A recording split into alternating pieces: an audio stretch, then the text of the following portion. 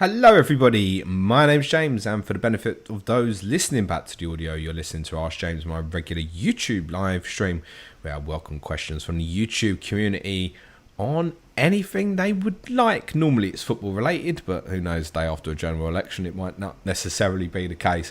But very happy to field any fantasy questions, be it Premier League, Euros, or obviously what's happening at the tournament at the moment. Just to timestamp this, it's just gone 12 p.m. UK time on Friday, July the 5th.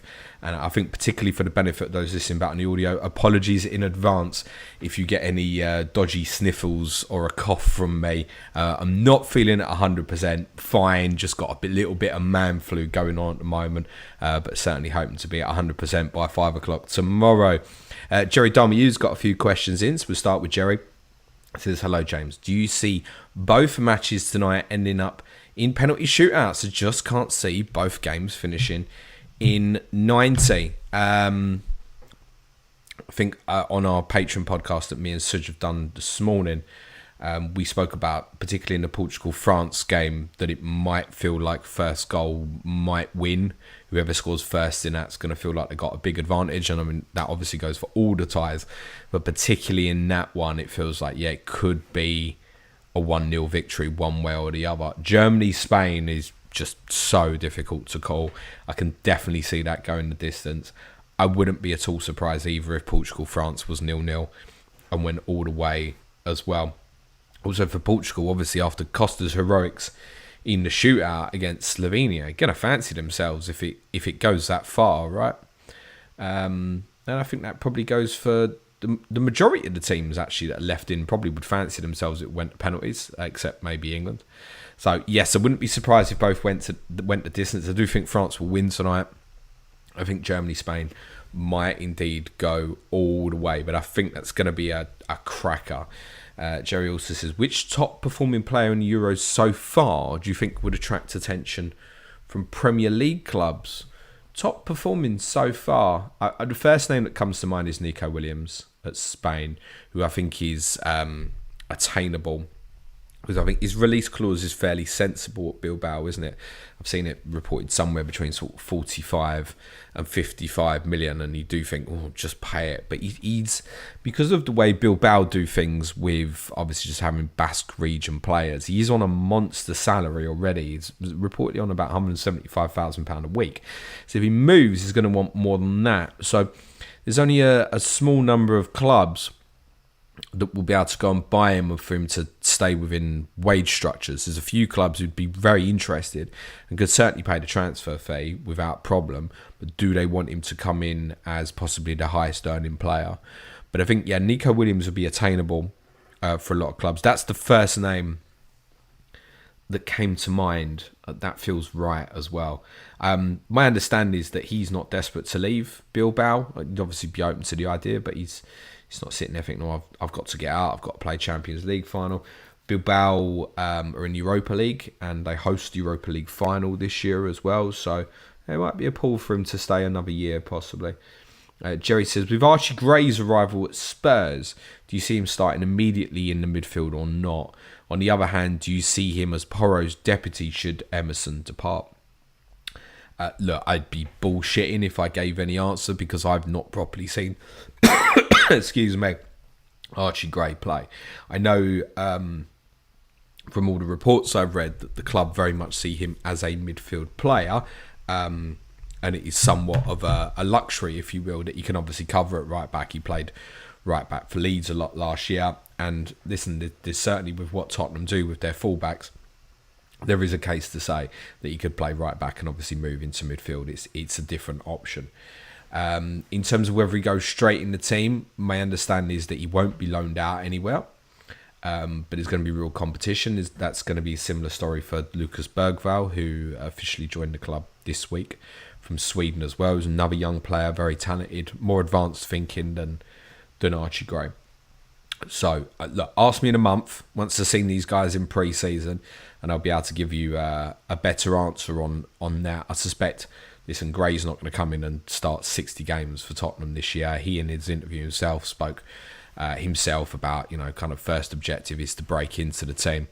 But yeah, hearing really good things about him, so really positive. I think it's a calibre of signing that Tottenham should be looking at the moment in terms of, go into the Championship and buy the best talent from there, has served Tottenham very well in the past. On Emerson Royal, we think there's been a bit of a development over the last 24 hours or so that AC Milan probably don't want to pay the money that Tottenham particularly want. Tottenham aren't desperate to sell him because he can obviously cover in right back and left back positions.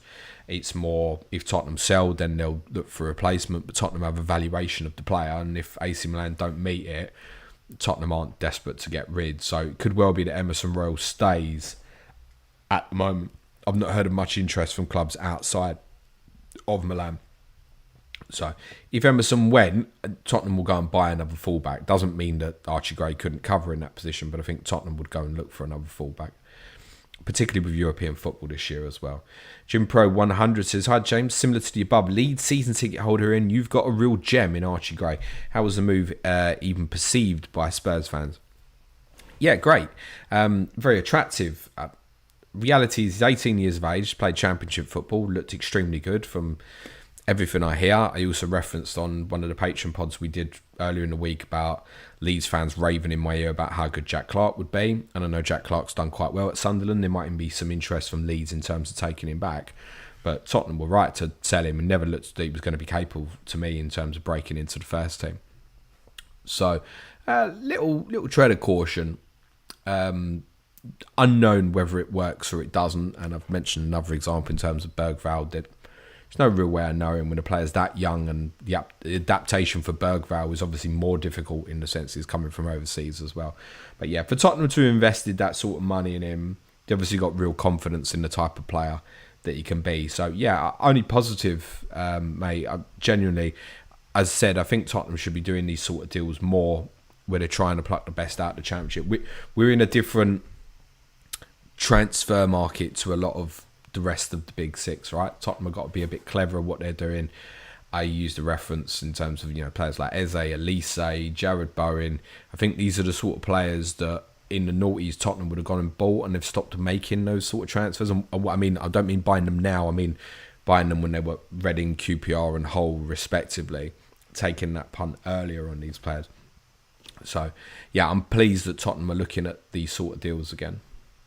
Adam says, "James, if you were a betting man, what would your best bets be for the quarterfinals? Can be any markets. Let's have some fun." Switzerland to win. I've seen the price. I discussed it on a Patreon pod this morning. I've seen the price on Switzerland to win in 90 minutes. And yeah, I don't bet much these days. And I might have some of that. I just think it's an absurd price on what I've seen of the two teams so far. So I think if you ask me for a bet for the weekend, the best one I'm going to tell you is Switzerland to win in 90 minutes tomorrow. That said, we're obviously of the opinion at the moment that England are going to change to a back three and match up against Switzerland. And if we match up man-to-man, I think it's unquestionable that across the pitch we probably have the better players man-to-man. But they just look like a great team, great unit. They understand the roles, and it's very unpredictable at the moment if England are going to do the same. So I think Switzerland for this weekend to beat England is a great shout. That's the most likely one that is going to be a surprise. I don't see Turkey, who got both their centre midfielders from the Austria game, suspended. I recognise Hakan Calhanoglu will be back available. They've lost Demiral, that's been confirmed this morning now, 2-game ban. So they've got suspension issues. I think the two games today, we all recognise the four top teams and could obviously go either way, but I'd probably be surprised if France lose. So the one from a betting perspective, and there'll be plenty of people going, I think Switzerland are favourites this weekend. Yeah, cool. A lot of us who've watched the football so far, but from a betting point of view, Switzerland's the one that would be a surprise. Might be a few markets of interest, perhaps in the Netherlands game. I spoke about Virgil van Dijk this morning being a target on set plays, and with Turkey missing Demiral, perhaps there's I don't know the price on Van Dijk for an anytime goal scorer, but that's not a terrible one if you want to flutter on that tomorrow night maybe. But remember to gamble responsibly. Daniel Cullerton has seen a list of all Spurs kids, young players under the age of 22. Is this the most talented crop you've ever had before? Might be, but as said, when Tottenham first started to push towards the top four in the mid-noughties, it was because they'd invested heavily in the best young talent from the Championship, the likes of Paul Robinson, Michael Dawson, Tom Huddleston, Michael Carrick, Jermaine Defoe, Aaron Lennon. These were all bought from clubs that were in the Championship. Yes, even West Ham were. So, is this group better than that? What I would say in terms of the academy kids, the likes of Mikey Moore, and particularly many of our patrons will know I've referenced it for a long time. Jamie Donnelly, we know there's real interest in him from Championship clubs. Likes of Will Lancashire up front, Alfie Dorrington and Ashley Phillips at centre-back, yes. And Tyrese Hall as a holding midfield player who could develop into more of an 8, but it's a 6 at the moment, really. He's another name to keep an eye on, who I expect to be with the first team squad in pre-season training. Yeah, there's a really, really good crop of kids. And the best chance that Tottenham have got of winning a league, and that's not this year, but the best chance of Tottenham winning the league or doing something incredible, is that all these kids just click together and gel at the right time and you have this phenomenal team comes together. I think a little bit like Leeds in sort of 99, 2000, or even the Ajax team that got to the Champions League semi-finals in 2019. The best way of Tottenham replicating that moment is that it all clicks at the right time with all these young players. It is very exciting, considering the brand of football we now play under Ange as well, which has its cons, obviously, with its pros. But yes, in terms of the actual academy kids, rather than the actual purchases of people like Gray, yeah, there's a lot of excitement in the lower age groups at the moment. Yes, it's probably as a group. But then, to be fair, I watched... I've told this story before. I watched Tottenham play Arsenal in the Youth Cup final in, I'm going to say 92 or 93. We lost 4-3 at home and then we won 5-2 at Highbury. And that Tottenham team had like Ian Walker in goal, Sol Campbell, Jeff Mint and Kevin Watson in midfield, really good players, didn't particularly progress. Nick Barmby. Brilliant teams. There was some really good academy kids in, and just behind that was the likes of Ledley King and Peter Crouch, just behind that as well. So I have seen good crops of kids at Tottenham before. This is probably the best set of academy players since then in the 90s. Yes. Daniel says, what was your thoughts on Darren Anderson as a player? Gary Neville was asked on the overlap what player left you surprised in training at how good they were, and he said Anderson for England. That doesn't surprise me. I've not heard that. Shaggy, as he was fondly known, good player, really good player. Obviously, he had terrible injury problems in the 90s, but it was like night and day when he did and didn't play for Tottenham. And by the time we sort of got to sort of just after Euro 96, he basically played central midfield for Tottenham, and when he played, the difference was striking. Really good player, really good long range passing, good ball carrier, could break into the box, could take a man on. Worked hard, defensively diligent. He had everything that you wanted as a modern midfield player, and he would have done a lot better in his career bar the injuries. So, yeah, Darren Anderson is probably arguably Tottenham's most consistent performer throughout the 90s, despite his injuries. So, yeah, a lot of love for Darren. Ian Power in afternoon, James. Hope you're well. A lot of people will have heard me say that England have never won a knockout match against a big side in a major tournament outside of England. But what, in your opinion, is England's greatest victory outside these shores? Oof. I mean, there's two that come straight to mind, and then within a year of each other, Ian. So, the Germany 5-1, right? In the qualifier in September 2001. And then beating Argentina in the group stage in 2002. Argentina certainly went into that tournament as one of the favourites. There was the histrionics of obviously what happened with David Beckham in 1998, 4 years earlier. So beating Argentina at the World Cup, I know it was a group stage game, was a really big deal. And let's not forget, England got through the group and Argentina didn't. So it was a big game, kind of effective like a knockout game, although it was the second game of the group. I think it's the Germany 5-1 is the one that's, even though it's a qualifier, we had to win. There wasn't, a draw was a good result. We had to win the game. And what flew with them on the counter. So I think it's the Germany 5-1, I think. Major tournaments, yes, you're right, Ian. And if we play the Netherlands in the semis, does the Netherlands even fall into that bracket? Or has it got to be, Argentina, Brazil, Germany, Italy, Spain, France? Does Netherlands count or not? I bet it probably does. And maybe should we beat the Netherlands in a semi-final if we're fortuitous enough to win tomorrow, then maybe that will be up there. The other games, Euro 96, as you said, they're on home soil. So I think the Germany qualifier, which when you reflect on that, England's best overseas victory was in a qualifier rather than a major tournament. Does speak volumes, I think. Daniel Cullerton says, if you were to take 10 penalties against Diogo Costa, how many do you think you would score?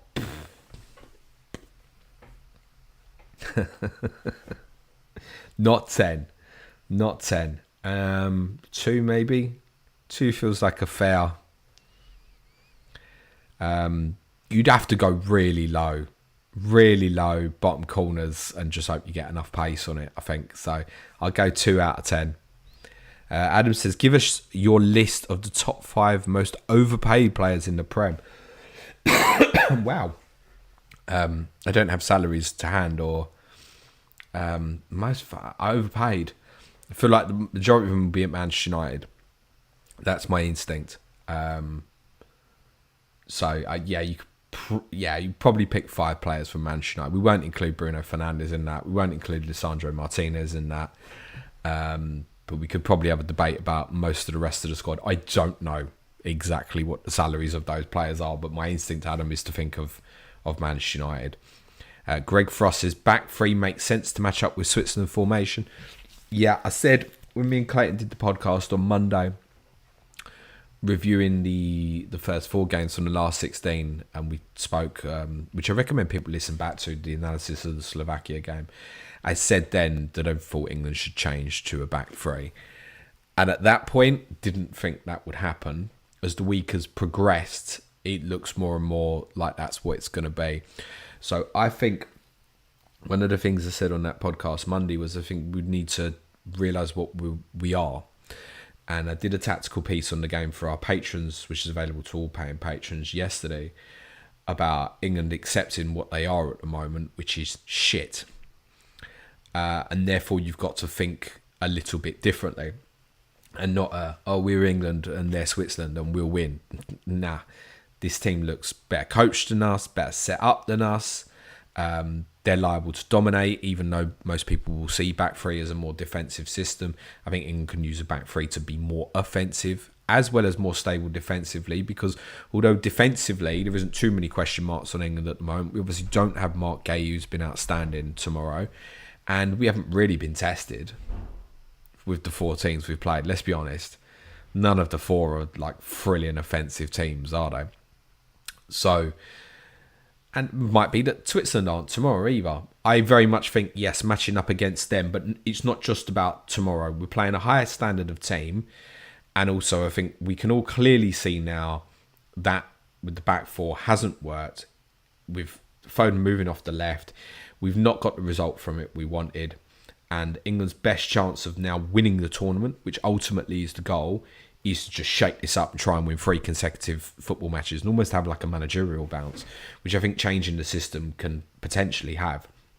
Where if England change to the back 3 tomorrow, which we now think is going to happen, we play well, we win, then you can move them first 4 games to the side and just win 2 more matches of football, of which the first of which we would go in as favourites should we win tomorrow.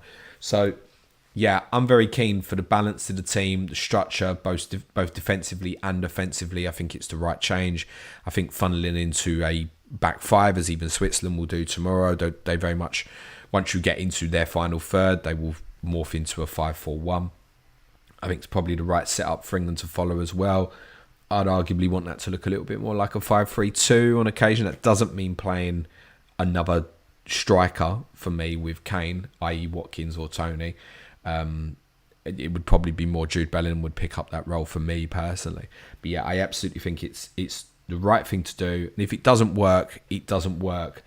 But I think if England just do the same thing that they've done in the first 4 games, they will get beat tomorrow. So yeah, I'm fully on board with changing it up. It's what I said at the start of the week I wanted to do. Darren Jenkins says, was doing very well till last round. Was 29k, now 193k. All due to bad captain picks. Brutal. Excuse me. It has been. I'm doing all right in it now because I had Cody Gakpo this week. I'm up to 6k actually. And historically, I have the benefit that I played a UCL fantasy game as well, so the format is well known to me. I've never known a period like it. And actually, in UCL fantasy, it was a real struggle to hit good captaincy returns in that this year as well. It's really interesting, really. Whereas in the past, you've been like, oh my God, Haaland's got this fixture, I've got a captain him, same with Mbappe, Kane for Bayern, Lewandowski. I've got to captain these players. It's just been a real struggle to hit the captaincy returns, so certainly accept that. I can tell you two people, Darren, have got worse ranks than you at the moment. One's called Clayton and one's got Suj. So don't worry about it too much. But it has been brutal with the captaincy, yes. Shani Razzle says, well, just to add on to that, by the way, any return I would stick at this stage. It's different now with the two games. So if you went Mbappe tonight and he just scored and he gets you to 6 points, I'd leave that now at this stage. Being able to just flip once versus 3 times, I would just return tonight, I would stick. Shani Razzle says, Big James, no question, just wanted to ask for the usual. Please rub your noggin to bring us good luck from the fantasy gods. Have a top weekend, you legend. Thank you, mate. Yeah, there's rubbing the noggin, mate. Says, don't forget to drop a like, you freeloaders. Yes, that would be hugely appreciated, guys. A like goes a long way. Just a note on Patreon, by the way, guys, because I have had this question from a few people recently. We can't accept, unfortunately, this is because of some daft thing that Patreon have done. We can't accept new patrons now until July the 30th. It was part of our promise to make this month free for our existing patrons. That's why I had a bit of a push last Friday for people to sign up for the month. So if anyone's thinking, I want to support you on Patreon, I can't at the moment. I'm very grateful. That will reopen up for people from July the 30th. Sean Caddian says Zimmons and VVD or Bellingham and De Vrij will captain the defender on day 2. Already have Kane, Gakpo, Aki and Stones. My preference would be with the 2 Dutch players there, personally. A little bit more offensively with VVD over De Vrij. I imagine they're both pretty similar in terms of ball recoveries. I'm likely to go Simmons myself, and despite the fact I think he lacks a little bit of composure in front of goal, he's got a good tally of assists so far. That's where I want to go. I think there's every chance England will get beat tomorrow. So I would go with the 2 Dutch players, which obviously means VVD over De Vrij if you're going Simmons. Ryan says, thoughts on Jude's punishment? Breaking news. Yeah, that's come as expected.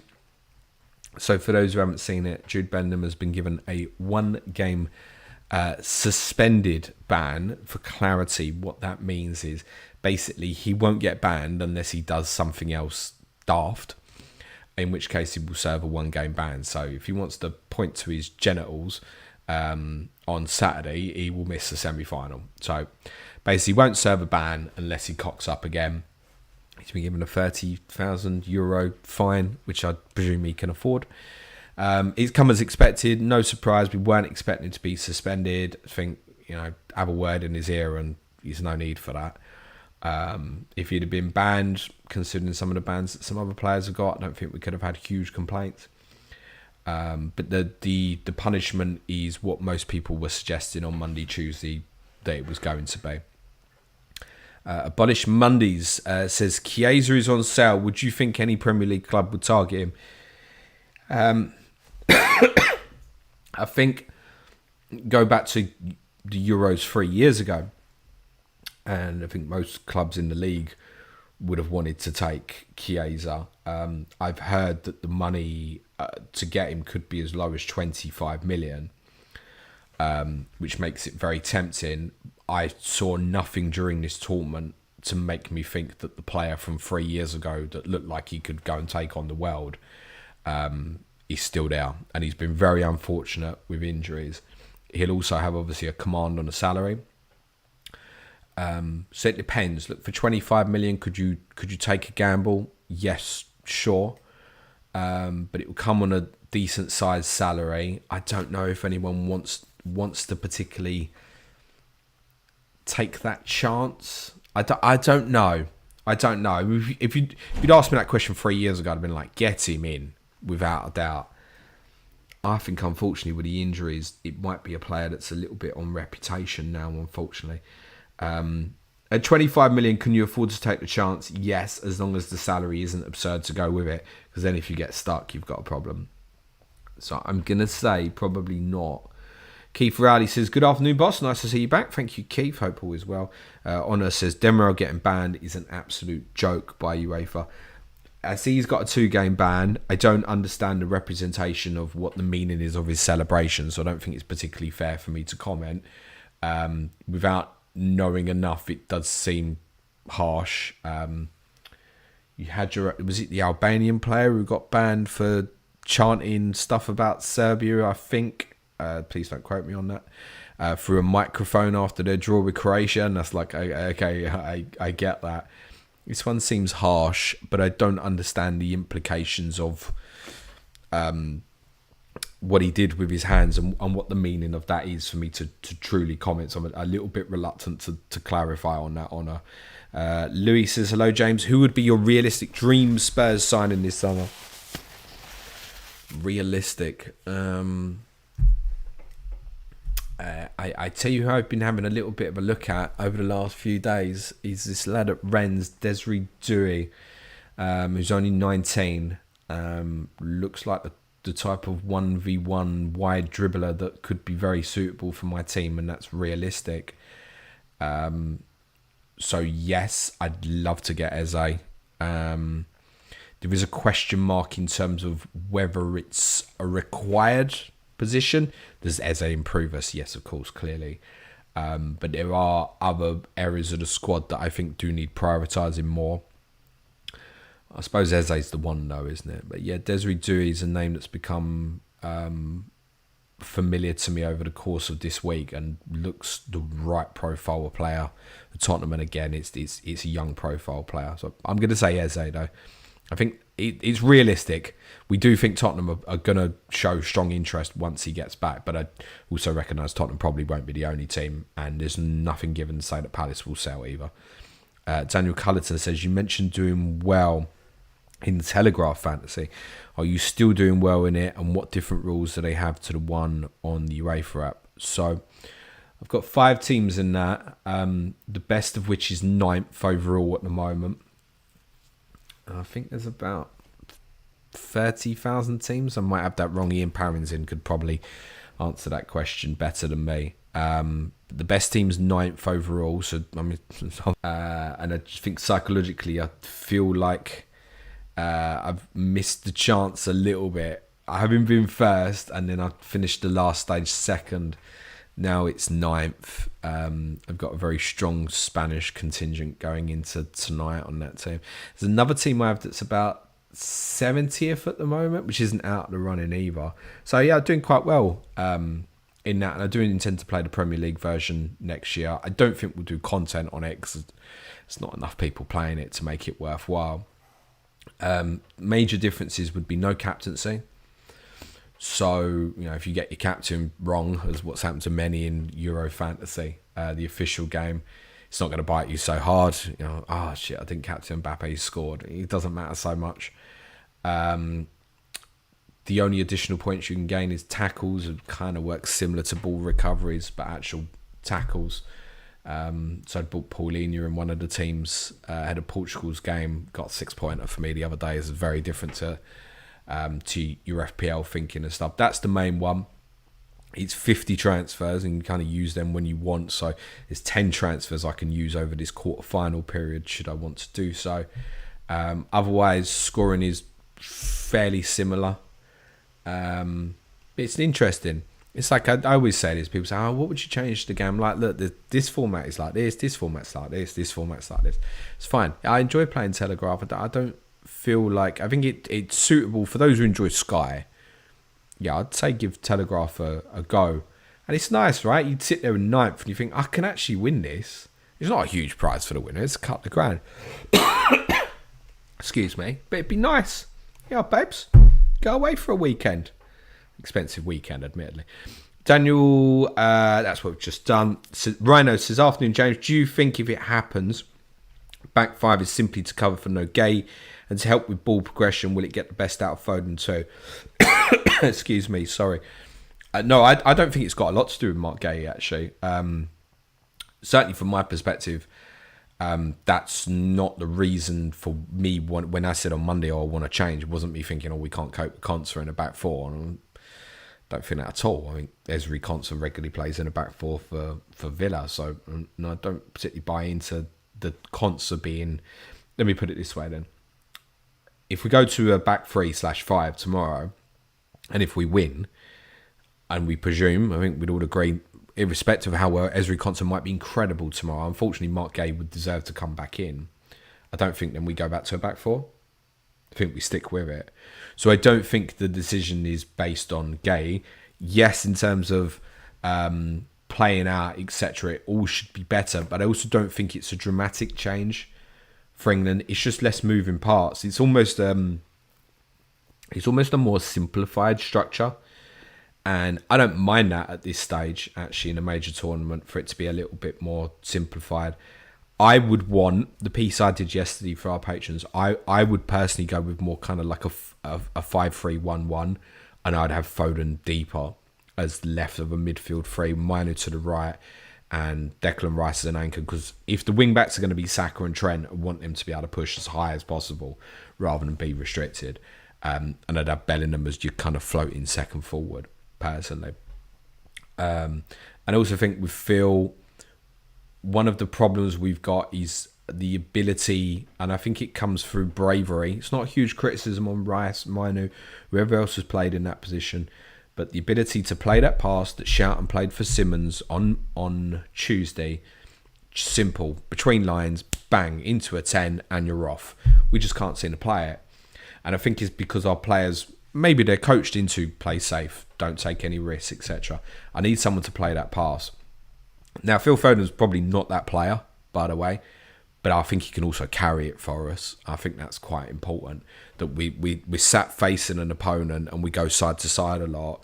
Phil, from a deeper position, can offer us something different where he can carry for us. Even if it's just carrying to a wide area and he's got Saka on the outside and we build that way, we'll get up the pitch in better ways, I think.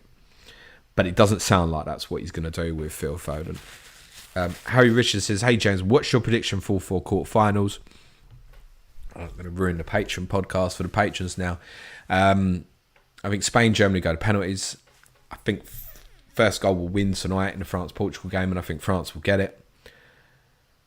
I think despite my positivity on the change, I think England will get beat tomorrow. I think if we win, as I said earlier in the week, I think we will make the final if we win tomorrow. And I think the Netherlands will beat Turkey. Ryan says, don't know if you've been paying attention to the Copa America, but thoughts and prediction on Brazil v Uruguay. No, I haven't particularly. I saw my boy Cuti Romero was pretty fortuitous not to get sent off last night. And it sounds like during the game, Argentina were a little lucky against Ecuador. But no, I've not been watching a lot of it. I know there's kind of a real kind of neutral surge for wanting Marcelo Bielsa to do the business for Uruguay would be great. But I've not seen enough of it to give you any kind of true prediction or anything on it, Ryan. I'd be pissing in the wind, and I presume Brazil have got the better individual talent to probably win it. Charlie 11575 NC Reaper says, laugh. He's got a laughing emoji. Says, I suppose if you win FPL, that stress ball was well worth it. Lol. That's all I want in FPL is, first place and a stress ball. Adam says it's definitely worth a flutter if you see Switzerland winning. James, my honest opinion is with a back five, England are going to do it 1-0, 2-0, but wouldn't be surprised at the upset. No, I wouldn't. They're very good, Switzerland.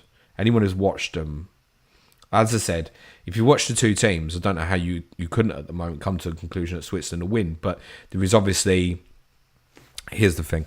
From a betting perspective, Adam, I probably wouldn't have the bet thinking that England were going to play a back three. If the team dropped to one, it's like, it's definitely still a back four, then I kind of know what I'm getting from England. Then based on what I've watched, okay, you can have the bet. But I think with obviously the change to the back three, there's a real element of unknown on what impact that will also have on Switzerland as well. So probably better off staying out of it.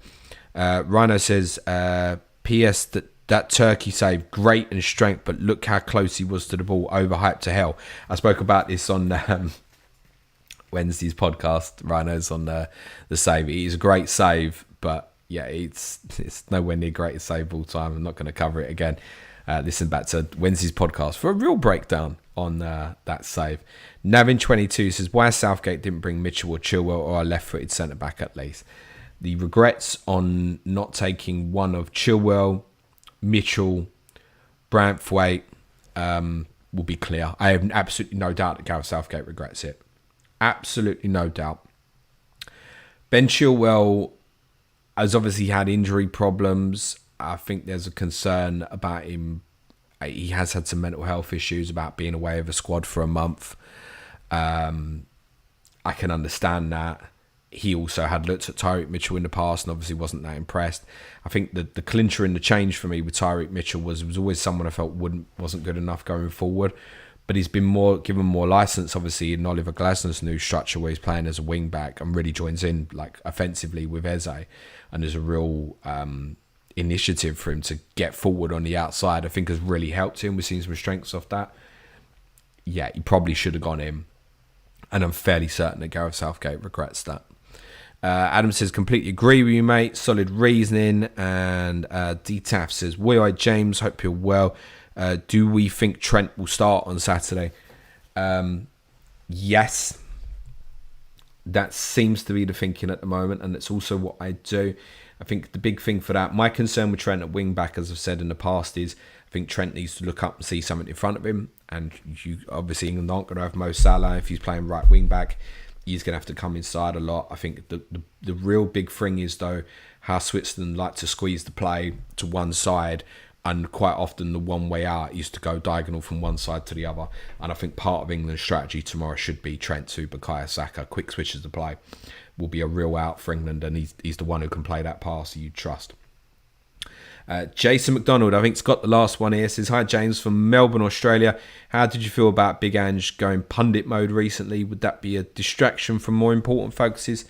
Technically he's on holiday, mate. It's got no problem with it at all. No, I wouldn't. I think I discussed this with Clates on a Patreon pod about, why go out there? What's positive? Well, see what current trends are. If teams are doing different things, you want to add additions to the squad. There's a load of reasons why that would be absolutely fine. Isn't it? If Tottenham are playing on a Saturday evening and he's doing Super Sunday on a Sunday for Sky, I'm not sure that that's necessarily right. Do I mind if he does? I'm sure he'll do Monday Night Football at some stage with Jamie Carragher. I think people would like and enjoy that. No problem. No problem with that at all, mate. None at all. Navin22 says, Man United should go all out for Nico Williams. I'm surprised no one is. As said, the salary might be the sticking point. I will leave it there, guys. Thank you very much. If you're playing Euro Fantasy, as ever, play it your own way. We will be back on Monday with a review of the 4 quarterfinals played today and tomorrow. Remember, be nice to each other, everyone. And for the benefit of those on the audio, cue music, please. Match hold.